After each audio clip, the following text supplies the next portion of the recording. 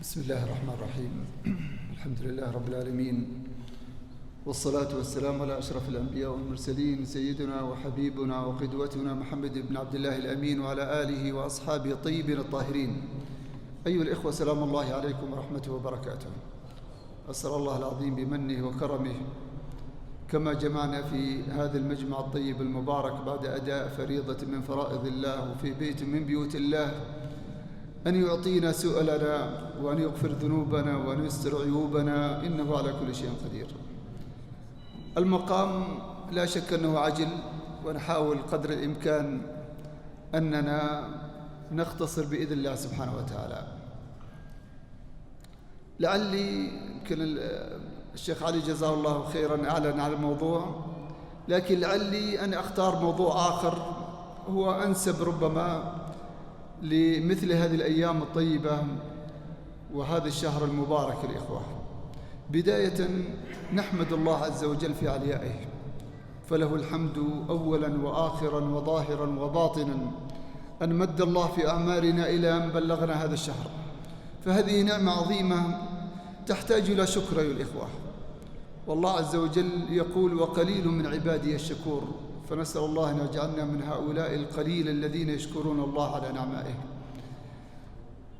ولا شك أن الكلام عن رمضان كلام يطول، والنفوس تشتاق حقيقة لمثل هذه الأيام الطيبة المباركة، الناس في إقبال على الله سبحانه وتعالى. أقول الإخوة، الكلام والمتحدثون كثر عما يتحدثون عن هذا الشهر، ووسائل التواصل اليوم ما شاء الله تبارك الله في هذا المجال. لعلي أن أنتهز الفرصة الإخوة لأتحدث عن بعض الفوائد والثمرات التربوية والنفسية المستفادة من هذا الشهر المبارك. وهذه ربما قليل من ربما يتكلم أو يتحدث عن مثل هذه الأمور. الإخوة، المتأمل يا إخوة للصيام يجد أنه مدرسة عظيمة تخرجت الأجيال عبر العصور الدهور، سبحان الله. ولذلك الله عز وجل عندما يخبر في آية الصيام: يا أيها الذين آمنوا كتب عليكم الصيام كما كتب على الذين من قبلكم لعلكم تتقون. كما كتب على الذين من قبلكم، كم من الذين من قبلنا من أمم عبر ربما مئات آلاف السنين التي مرت، كلهم صاموا، فنحن نسير على هذا الدرب سبحان الله. فلسنا الوحيدون، ليست هذه الأمة هي الأمة الوحيدة في هذا الطريق، وإنما قد سبقونا. ولذلك لا يصاب المؤمن بالوحشة، لأنه هو في درب الصالحين ودرب المؤمنين. أقول الإخوة، الدروس المستفادة والدروس النفسية أو الدروس التربوية المستفادة من هذا الشهر هي 5 دروس ربما أجملها اختصارا يا الإخوة. يقول علماء البرمجة وعلماء النفس وعلماء البرمجة النفسية، يقولون: أنت تستطيع من خلال الصيام أن تبرمج نفسك البرمجة النفسية.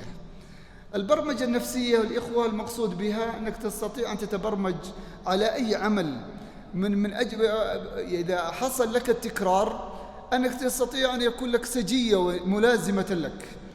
ولذلك يقول علماء البرمجة النفسية: إذا كررت الفعل أكثر من 21 مرة يصبح ملازما لك. يأتي شهر رمضان يقول: لا، ليست 21 سنكتفي بها، وإنما تستطيع أن تكرر الفعل 29 مرة أو 30 مرة في الشهر. هذا أقل معدل سبحان الله. ولذلك أنت تستطيع أن تتبرمج على أعمال، خاصة الأعمال الصالحة التي ربما هي ليست ملازمة لك وتتمنى أنها تكون ملازمة لك. ولذلك كل واحد يعرف مدى القصور الذي عنده ومدى الاحتياج الذي يحتاجه.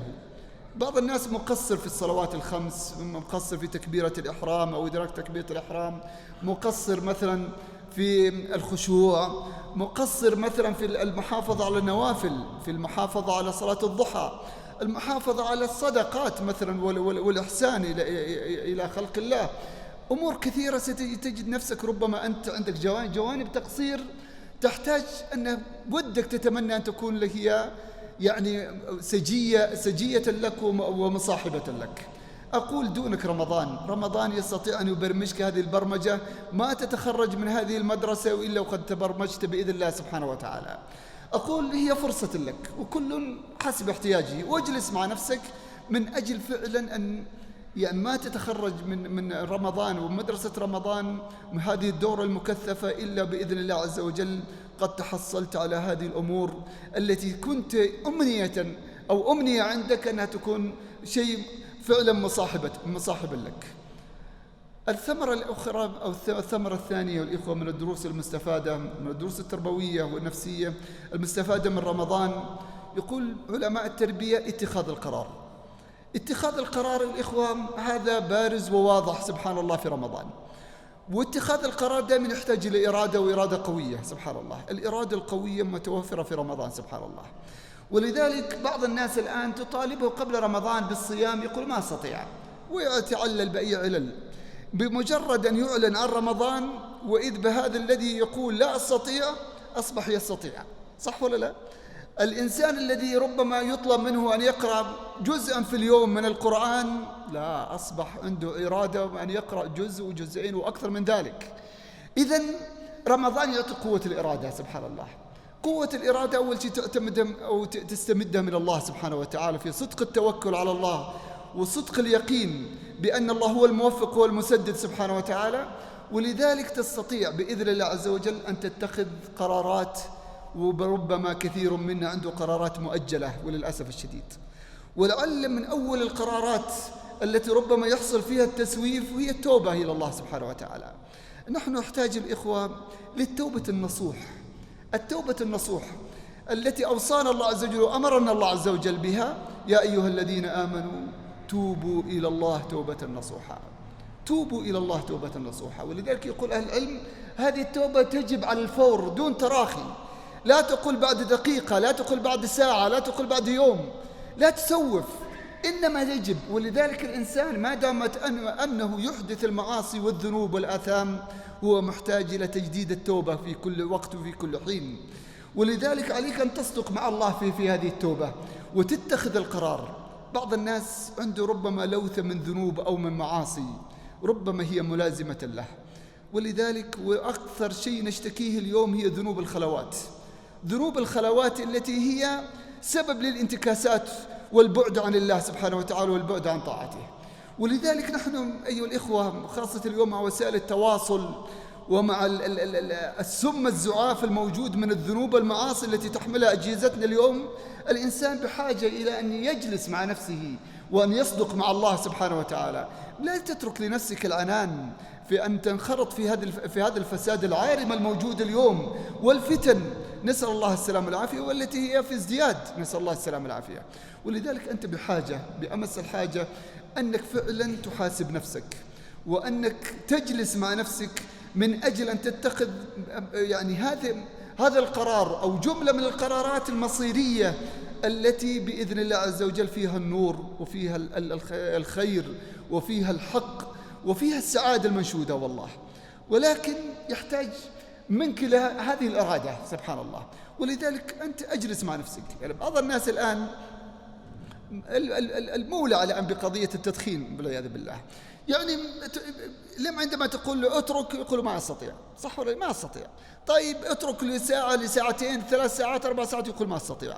الآن يأتي رمضان لا يقول لي تستطيع، صح ولا لا؟ أكثر من 10 ساعات تستطيع أنك تترك الدخان، اللي تقول أنت ما أستطيع.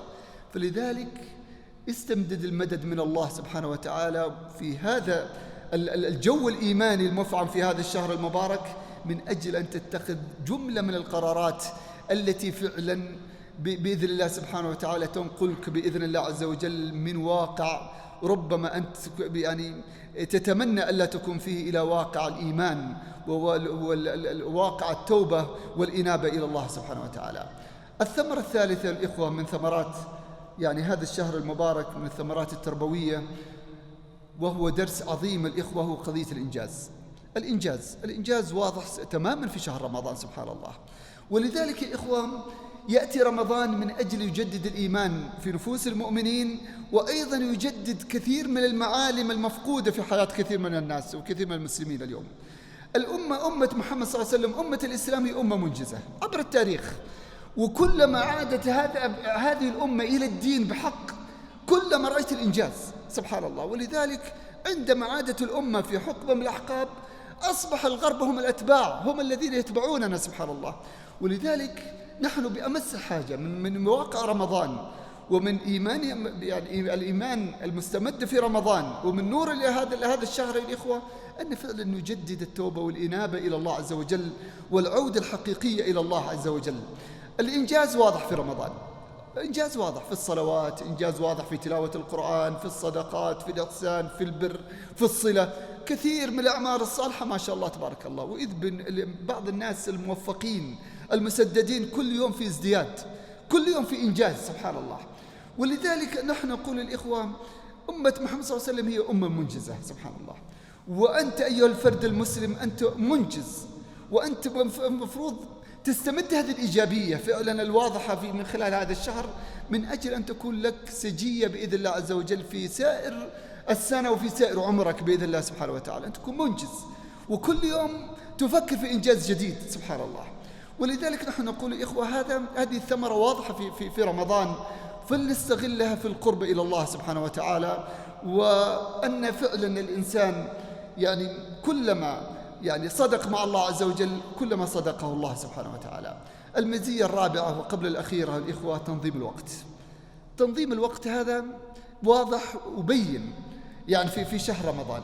الإنسان ربما للأسف الشديد نعيش بعثرة الأوقات، نعيش يعني كثير منه ما هو راضي عن قضية استغلاله لوقته، وليس راضي عن استغلاله لعمره. ولذلك يأتي رمضان يبرمجك هذه البرمجة من أجل فعلا أن تنظم حياتك، تنظم وقتك سبحان الله. وبدءا بالصلوات الخمس، بدءا بما بالإنجاز الذي سيكون ما بيكون كل صلاتين، ستجد نفسك سبحان الله فعلا التنظيم الذي تنشده ستجده بإذن الله عز وجل ميسر في شهر رمضان سبحان الله.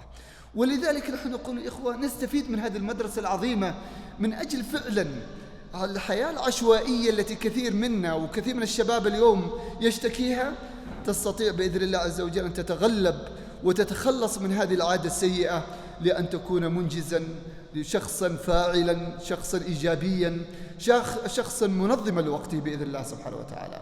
الثمرة الأخيرة يا الإخوة وهي ثمرة عظيمة أيضا يا الإخوة من ثمار أو الثمار التربوية في هذا الشهر المبارك. يقول يأتي رمضان ليكسر لك الروتين. رمضان يأتي يكسر الروتين، يكسر الملل والسآمة التي كنت أنت ربما تعيشها نحو من سنة كذا ولا لا. يأتي رمضان يكسر لك هذا الروتين تماما سبحان الله. ولذلك انظر لإفطارك، لمواعيد فطورك، لمواعيد غدائك، لمواعيد عشاءك، كل أتاك رمضان فكسر هذا النظام، فعاد لك تنظيم جديد سبحان الله. فطورك اللي كان في الصباح لا أصبح في المغرب، عشاك أصبح ربما بعد العشاء وبعد التراويح، عندك سحور ما كنت ربما تعهده في وقت متأخر من الليل. يأتي رمضان فعلا يعني يكسر لك هذا الروتين سبحان الله. وكسر الروتين هذا من أجل تجديد النشاط وتجديد الطاقة، من أجل الإقبال على الله سبحانه وتعالى. الإنسان يمل إذا اعتاد على شيء معينا، لكن بإذن الله إذا حصل التجديد وكسر الروتين حصل بإذن الله عز وجل قضية تجديد الطاقة والنشاط. ولذلك الإنسان في أثناء دوامه الطويل خلال مثلا فترة طويلة يحتاج الإنسان لإجازة مثلا حتى يجدد هذا النشاط. كذلك يأتي رمضان وهو سيد الشهور ليكسر لنا هذا الروتين من أجل تجديد هذه الطاقة والإقبال على الله سبحانه وتعالى. أقول من هذه النقطة كسر الروتين نحن بأمس الحاجة، وخاصة في مثل هذه الأزمان، في زمن اليوم كثرت فيه الأمراض النفسية، كثرة الاكتئاب وكثرة القلق وكثرة المشاكل الأسرية اليوم، أن الإنسان بأمس الحاجة إلى أن يجدد فعلا ويكسر هذا الروتين، سواء في مجال حياتي وسواء حتى في مجال العبادات ومجال القرب إلى الله سبحانه وتعالى. الزوجة في بيتها بحاجة لكسر الروتين في تجديد نظام بيتها، في داخل منزلها، في أثاث بيتها، في كل ما تستطيع، حتى ولو كان شيئا يسيرا يضفي على الزوج وعلى الأولاد شيئا جديدا. كذلك أنت كزوج أنت بأمس الحاجة إذا قضية التجديد وكسر الروتين والرتابة، في قضية التجديد في الطعام، في الخروج، في التجديد متى ما تيسر لك في قضية مركبك، وفي بأي طريقة كانت بحسب مقدرتك هذا درس أيضا نستفيده من رمضان. إذن هذه الدروس، وهي دروس يسيرة من هذه المدرسة العظيمة. أسأل الله العظيم الحنان المنان ذو الجلال والإكرام أن يمن علينا وعليكم بنعمة الصيام والقيام. اللهم يا رب العالمين وفقنا للصيام والقيام على الوجه الأكمل الذي ترضى به عنا يا رب العالمين. اللهم سدد أقوالنا وأفعالنا، اللهم خذ بنواصينا إلى مرضاتك، اللهم خذ بنواصينا إلى مرضاتك. اللهم توفنا مسلمين والحقنا بالصالحين غير خزايا ولا نادمين. اللهم اصلحنا واصلح بنا واصلح لنا يا رب العالمين. اللهم أصلحنا وأصلح زوجاتنا وأصلح أبنائنا وبناتنا. اللهم أصلح أسرنا وأسر المسلمين. اللهم أصلح مجتمعاتنا ومجتمعات المسلمين. اللهم ردنا إليك ردا جميلا. اللهم رد أمة محمد صلى الله عليه وسلم إليك ردا جميلا. اللهم ردها إليك ردا جميلا. اللهم ردها إليك ردا جميلا. اللهم ردها إلى كتابك وإلى سنة نبيك ردا جميلا يا رب العالمين. اللهم انصر دينك وكتابك وعبادك المؤمنين. اللهم انصر إخواننا المستضعفين والمشردين والمجاهدين في سبيلك في كل مكان. اللهم اكتب لهم النصر والظفر والتأييد والقوة والغلبة يا رب العالمين. اللهم عليك بأعداء الإسلام أجمعين، احصهم عددا واقتلهم بددا ولا تغادر منهم أحدا. اللهم اكتب العزة والتمكين لأمة الإسلام في هذا الشهر الكريم وما سواه وما بعده يا رب العالمين. اللهم تولنا واغفر لنا وارحمنا. واللهم يا رب نسألك في هذه الساعة المباركة لا نقوم من هذا المجلس إلا وقد قيل لنا قوموا مغفورا لكم. اللهم يا رب العالمين اغفر ذنوبنا. اللهم بدل سيئاتنا حسنات. اللهم بدل سيئاتنا حسنات. اللهم أنت الكريم الحنان المنان ذو الجلال والإكرام، أمن علينا بكرمك. اللهم امن علينا بجودك. اللهم امن علينا برحمتك. اللهم امن علينا بحنانك. اللهم إنا عبيد من عبيدك. اللهم إنا عبيد من عبيدك. اللهم لا تكلنا إلى أنفسنا طرفة عين ولا أقل من ذلك. اللهم نسألك رضاك والجنة ونعوذ بك من سخطك والنار. اللهم نسألك الفردوس الأعلى من الجنة. اللهم نسألك الفردوس الأعلى من الجنة. اللهم نسألك الفردوس الأعلى من الجنة. اللهم نسألك النظر إلى وجهك الكريم في غير ضراء مضرة ولا فتنة مضلة، إنك على كل شيء قدير. اللهم هذا الدعاء وعليك الإجابة، وهذا الجهد وعليك التكلان، ولا حول لنا ولا قوة إلا بك، وجزاكم الله خيرا. جمعية الدعوة والإرشاد وتوعية الجاليات بأبها، بالدعوة نحيا.